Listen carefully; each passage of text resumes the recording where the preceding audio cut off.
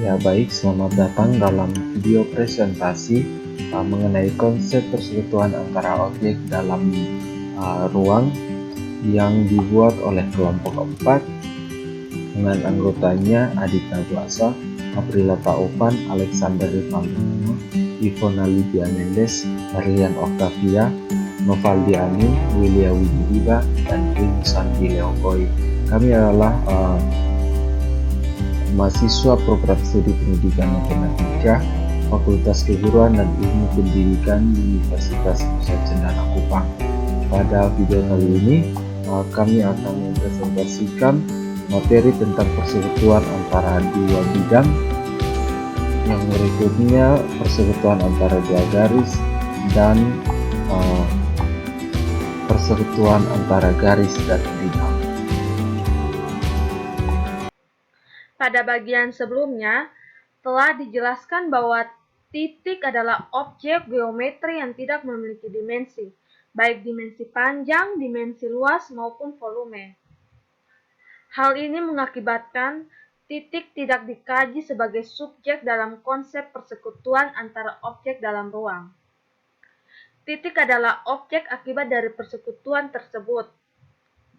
Dua objek dalam ruang memiliki persekutuan karena dua objek tersebut tidak sejajar. Dua garis sebidang akan memiliki persekutuan berupa titik potong karena kedua garis tersebut tidak sejajar.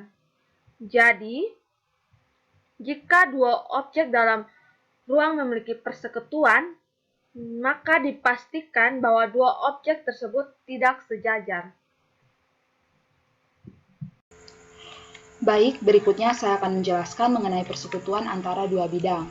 Nah, pada slide kali ini telah disediakan sebuah gambar kubus, yaitu kubus A, B, C, D, E, F, G, di mana pada kubus tersebut terdapat sebuah garis AB, yang garis ini merupakan garis persekutuan antara dua bidang ABFE, yaitu bidang ini, dan juga bidang ABCD, yaitu bidang yang ini. Hal inilah yang mendasari sifat rusuk, bahwa rusuk merupakan persekutuan dari dua bidang. Suatu garis G merupakan persekutuan dari dua bidang U dan V jika G terletak pada bidang U dan G terletak juga pada bidang V, atau dapat ditulis juga menggunakan notasi berikut, yang dibaca G elemen U dan G elemen V, maka G elemen UV. Selanjutnya kita akan masuk di persekutuan antara dua garis. Dua garis dapat memiliki persekutuan jika terletak dalam satu bidang. Oleh sebab itu, untuk menentukan titik persekutuan dua garis dalam ruang, langkah pertama adalah memastikan bahwa kedua garis tersebut terletak dalam satu bidang yang sama. Nah, kita perhatikan ada sebuah gambar kubus di sini dengan titik A, B, C, D, E, F, G, H. Pada bagian sebelumnya disebutkan bahwa A itu merupakan titik sudut sebuah kubus. Nah, titik A di sini merupakan titik sudut sebuah kubus yang merupakan titik persekutuan antara dua garis yang biasa disebut dengan titik potong. Jadi A di sini merupakan titik sudut sebuah kubus dan juga titik potong. Perhatikan bahwa garis AD merupakan persekutuan dari dua bidang, yaitu bidang AB, CD, dan juga AD, HE. Dan garis AB di sini merupakan persekutuan antara dua bidang, yaitu ABCD dan juga ABFE. Hal ini membangun silogisma bahwa titik A di sini merupakan persekutuan dari tiga bidang, yaitu ABFE, ABCD, dan juga ADHE. Hal inilah yang mendasari sifat dari titik sudut, bahwa titik sudut merupakan persekutuan dari tiga bidang, di mana A ini merupakan titik sudut dari ketiga bidang yang tadi sudah disebut. Selanjutnya, persekutuan antara garis dan bidang.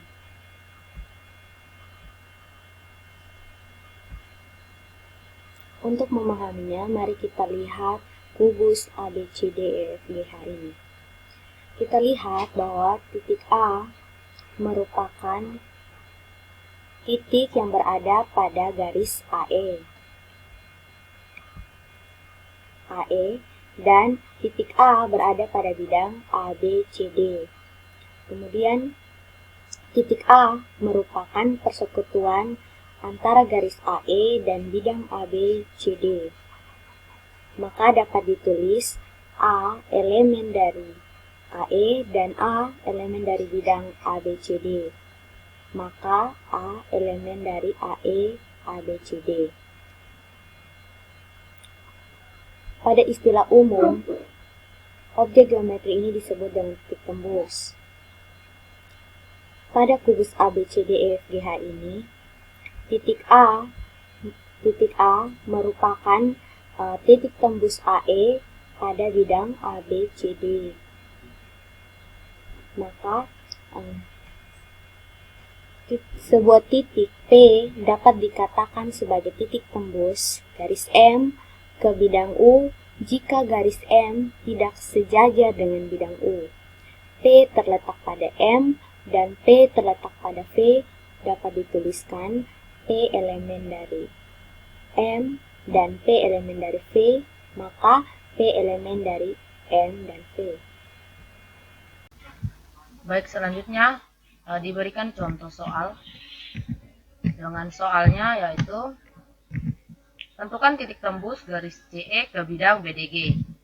Nah, untuk menyelesaikannya, langkah yang pertama adalah kita membangun bidang U yang memuat garis CE. Seperti ini. Jadi, bidang U yang dimaksud ini adalah ini. A, C, G, E. Ini adalah sebuah bidang baru yang kita gambar untuk yang di dalamnya terdapat garis CE. Nah, selanjutnya yang kedua adalah kita menemukan garis persekutuan antara bidang U dengan BDG. Ya, kita sebut saja sebagai garis M atau garis apapun itu. Kita misalkan dia dengan garis M. Ini.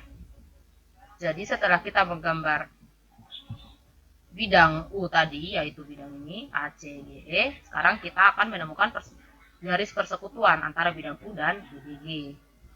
BDG. Jadi garis M yang dimaksud ini adalah garis OG. Nah, setelah itu jelas dari gambar kita ketahui bahwa M itu merupakan elemen dari U dan garis CE juga elemen dari U. Di mana artinya M dan bidang CE ini adalah sebidang. Nah, karena M tidak sejajar dengan CE, maka M berpotongan dengan CE di titik P. Seperti ini. Jadi kita lihat bahwa M ini, garis M yang tadi dimaksud adalah garis ini, OG, itu merupakan elemen dari bidang ini, bidang U ini. Dan CE juga merupakan elemen dari U. Sehingga kita katakan M dan CE ini sebidang. Nah, karena M ini tidak sejajar dengan CE, maka M ini berpotongan dengan CE di titik P. Jadi karena P adalah titik potong CE dan M, artinya P terletak pada CE. Nah, karena M merupakan elemen U dan elemen BDG, maka M juga merupakan elemen BDG. Sehingga diperoleh P elemen M mengakibatkan P elemen BDG. Dari pernyataan 4 dan 5 diperoleh P elemen CE dan P elemen BDG. Artinya P merupakan titik tembus dari BDG. Itu contoh soal yang pertama. Baik, untuk contohnya yang kedua, K terletak pada IH sehingga IK berbanding KH sama dengan 1/2, dan L pada CG sehingga CL berbanding LG sama dengan 1/3. Menjadi pertanyaannya, apakah KL menembus 5 TABCD dengan T adalah perpotongan garis IG dan FH. Kita bisa lihat bahwa pada gambar ini K terletak pada IH, IK berbanding KH sama dengan 1/2. Kemudian L terletak pada CG sehingga CL berbanding LG sama dengan 1/3. Kemudian titik D di sini adalah perpotongan garis IG dan FH. Sehingga menjadi pertanyaannya, apakah garis KL ini menembus 5 TABCD. Oke, penyelesaiannya, langkah pertamanya adalah kita membangun bidang U yang memuat KL. Pada tahap ini, bidang U dibangun berdasarkan K aksen CG dengan K aksen olah proyeksi titik K pada garis AD. Jadi pertama kita proyeksikan titik K pada bidang AD, proyeksi titik K pada bidang AD kita sebut dengan K aksen, sehingga dari K aksen CG ini membentuk suatu bidang yang dinamakan bidang U. Untuk langkah selanjutnya, kita meluaskan bidang TAD. Bidang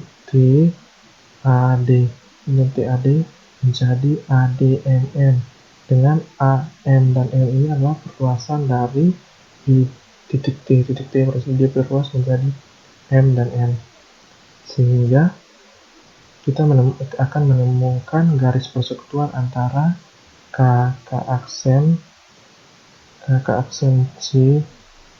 CG dan ADMN.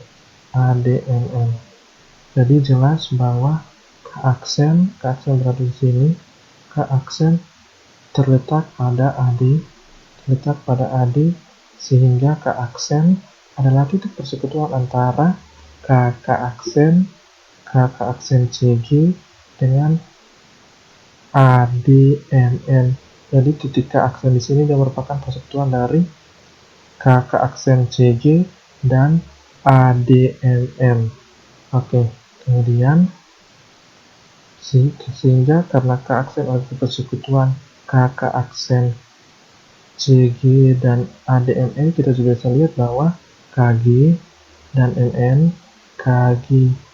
MN berpotongan di suatu titik O, di mana titik O terletak di K aksen CG dan ADMN.